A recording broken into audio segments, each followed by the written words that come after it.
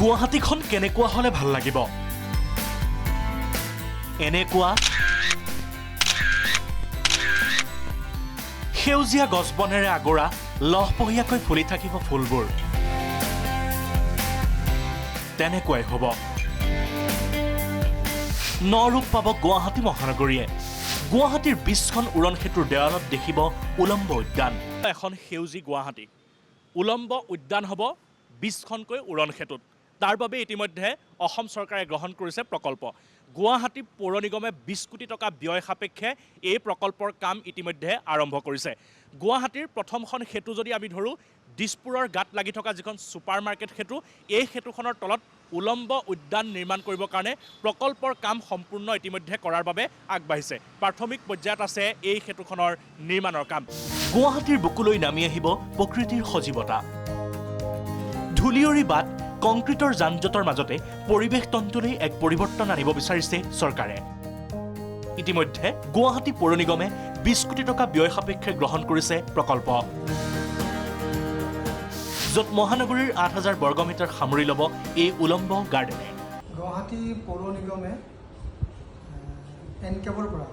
national clean air প্ৰগ্ৰেমৰ পৰা প্ৰায় 25 কোটি টকাৰে গুৱাহাটীত প্ৰায় 20খন অভাৰব্ৰিজৰ তলত ভাৰ্টিকেল গাৰ্ডেন নিৰ্মাণ কৰাৰ কাৰণে ব্যৱস্থা গ্ৰহণ কৰিছে ইতিমধ্যে কিছু অঞ্চলত এই কাম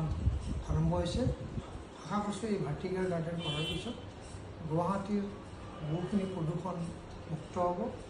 এই সুন্দৰভাৱে এই অভাৰব্ৰিজৰ যিবিলাক তলৰ অংশ আছে তাতে আমি কিছু গছ লগাই লতাজাতীয় গছ লগাই ইয়াত ভাৰ্টিকেল গাৰ্ডেন নিৰ্মাণ কৰাৰ কাৰণে ব্যৱস্থা গ্ৰহণ কৰা হৈছে যাৰ বাবে এতিয়া আৰম্ভ হৈছে উলম্ব গাৰ্ডেন নিৰ্মাণৰ কাম দিছপুৰৰ সেতুৰ পৰাই হ'ব এই উলম্ব গাৰ্ডেনৰ কাম 30ৰ পৰা 50 গৰাকী মিস্ত্ৰীয়ে প্ৰায় 8ৰ পৰা 10 মাহ লৈছে সময়